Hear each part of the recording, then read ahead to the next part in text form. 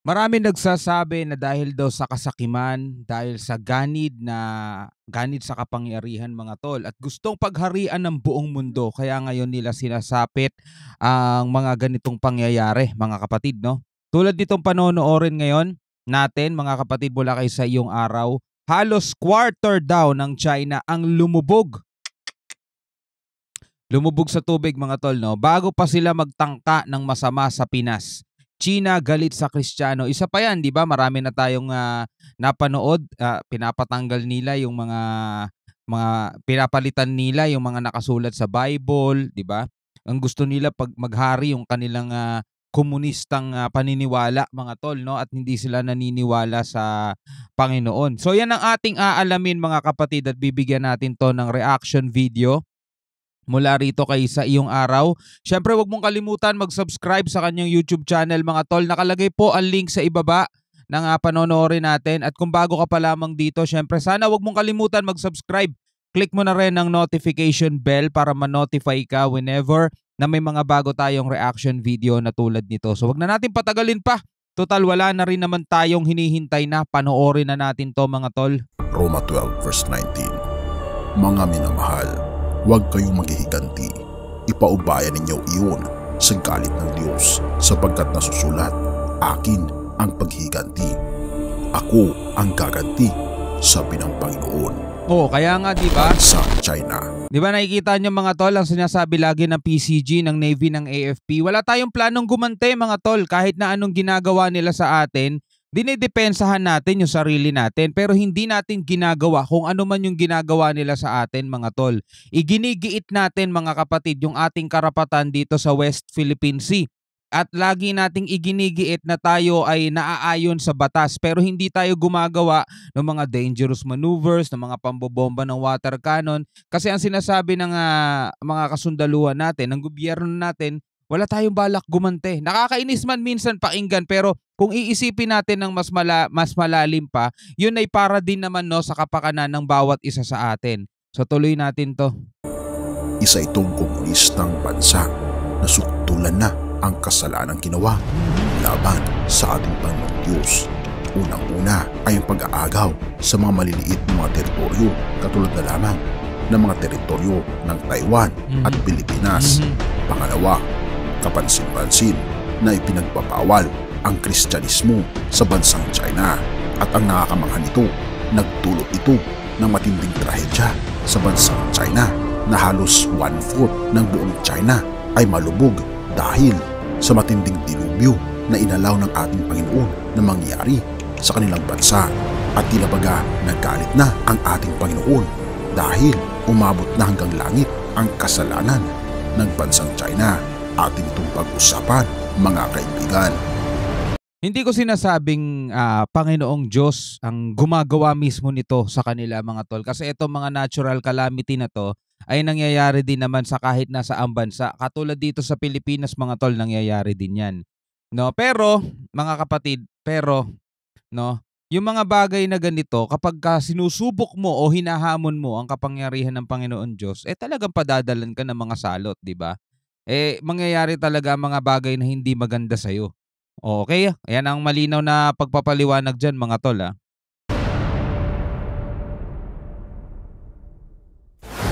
Kilalang kilala natin ang bansang China kung pag-uusapan ang agawan ng teritoryo sa West Philippine Sea. Napakarami na nitong mga kasalanan na ginawa sa mga maliliit na bansa na katulad ng Taiwan at Pilipinas dahil napakalaki na nga lang ng teritoryo ng China na pangalawa ito sa pinakamalaking bansa sa buong mundo na sumunod sa Russia ay kapansin-pansin pa rin na hindi pa rin ito kontento sa kung gaano kalaki ang kanilang teritoryo. Wala kasi silang natural resources daw di ba? Kaya sobrang nila mga tol, desperado nila. Yung West Philippine Sea, napakayaman talaga niyan sa langis, sa likas na yaman, sa yamang dagat mga tol. At kailangan nila ng mga ganong resources para matugunan nila yung pangangailangan ng kanilang lumulubong populasyon at syempre ng kanilang ekonomiya. Pero kahit na sabihin natin para din naman yan sa mga tao nila, mali rin naman nung aalisan mo ng karapatan yung ibang bansa. Kasi hindi lang naman kayo namumuhay dito sa mundo di ba? Napakaraming tao rito sa mundo at hindi lang kayo nag-iisang bansa, 'di ba? At kaya nga meron tayong batas para hindi magkaroon ng mga conflict, hindi magkaroon ng mga kaguluhan kaya inayos 'yan. Bawat isa may share, kumbaga sa isang pizza, lahat tayo may slice. Ang problema, ang gusto ng China, kanila yung buo. 'Yun ang problema sa kanila. Na gusto pa nilang umagaw ng mga maliliit na mga bansa. China is officially an atheist state. At kung ating mapapansin din mga kaibigan, ang bansang China ay ipinagbabawal dito ang Kristyanismo. Dahil ang China ay isang komunistang bansa. Ibig sabihin, bawal ang relihiyon, lalo-lalo na ang Kristyanismo. At nito lang taon ay napakarami na nilang mga pinahirap at hinaras at pinatay ng mga Kristiyano dahil sa kanilang pananampalataya. Ang mga leaders ng isang church sa China at inakusahan sila na vina-violate daw nila ang national security. Isang pastor na nagngangalang Wang Haimiao ay hinaras at ininvestigate dahil ang mga pamilya at mga tahanan na mag-attend ng church service. At ang ginawa pa ng kapulisan ng China ay sunod-sunod nilang sinira ang mga churches na pinupuntahan ng mga pamilya sa China. Isa pang napakahirap na araw ng pagsamba na kung saan pinigilan ng mga pulis ang mga tao na pumunta sa mga Christian churches. Ang Outrod na Kayan, ito ay trial ng mga Kristiyano na nagbebenta ng mga legal na Biblia sa bansang China. Sila ay natulan ng gobyerno ng China ng 15 years na pagkapangulugo dahil sa kanilang pagbebenta ng mga Biblia. Isang pastor ang inares na nagngangalang Wan Changchun at ikinulong dahil sa kanyang pag-preach patungkol sa ating pananampalataya. Medyo mahina yung boses niya, nasasapawan ng background music. Dahil sa kanyang pag-preach patungkol sa ating pananampalataya. April 27, 2023, ang araw na ito ay pag-alala sa unang martir ng China. Nang pangalan niya ay si Uyghur. Siya ay namatay noong April 27, 1933 dahil sa kanyang pananampalataya sa ating Panginoong Diyos na nagpalaganap ng Kristyanismo sa bansang China. At isa lamang siya sa mga pinatay ng mga Chinese dahil sa kanyang pananampalataya. Napakarami ang pinatay at pinersecute ng mga Chinese dahil sa paglaganap ng salita ng ating Panginoong Diyos sa kanilang lugar. April 28, 2023, isang maliit na church ang na-disturb ng kapulisan ng China at dinitain ang preacher na nagngangalang Chan Hao. At noong May 5, 2023, gumawa ng matinding hakbang ang gobyerno ng China. Tinipon ang mga pastor, ang mga leaders ng mga churches at sila ay pinag-sign ng mga dokumento na sila ay nagpapasakop sa prinsipyo ni Karl Marx.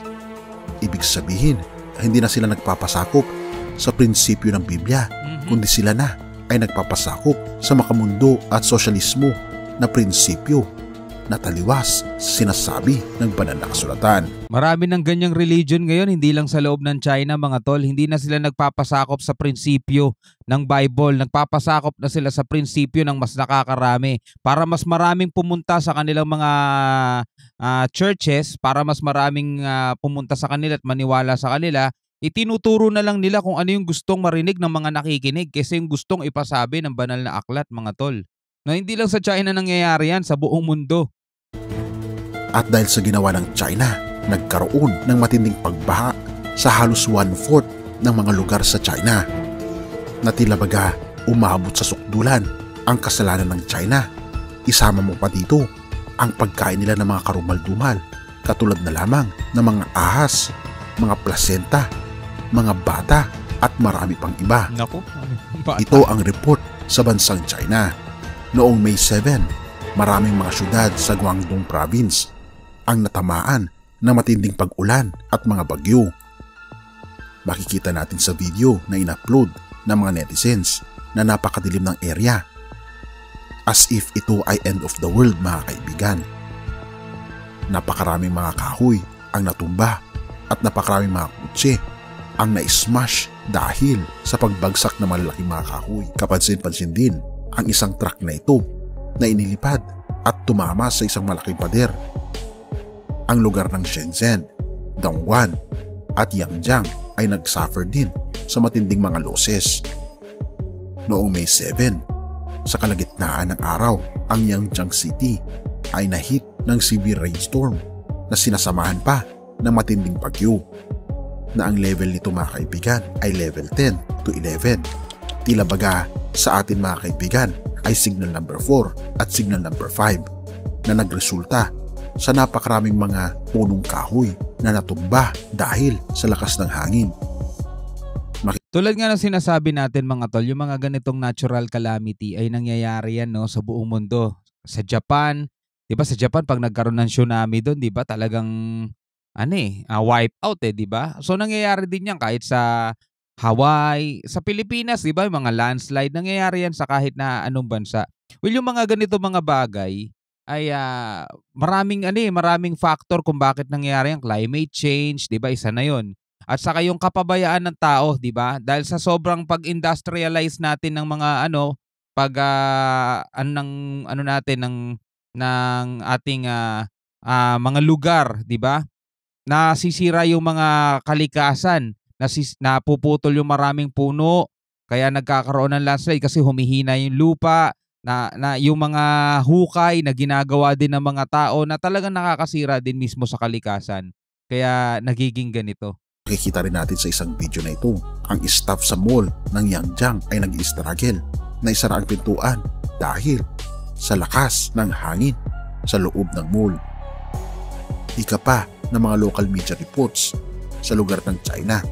Sa hapon ng May 7, ang Dongguan ay naka-experience ng matinding thunderstorm na sinasamahan pa ng malalakas na mga pag-ihip ng mga hangin na umabot ng level 8 to level 9. At ang ibang mga areas ay naka-experience ng level 10 hanggang level 11. 5 mga towns ay na-record na more than 50 millimeters ng pag-ulan ang naranasan nila.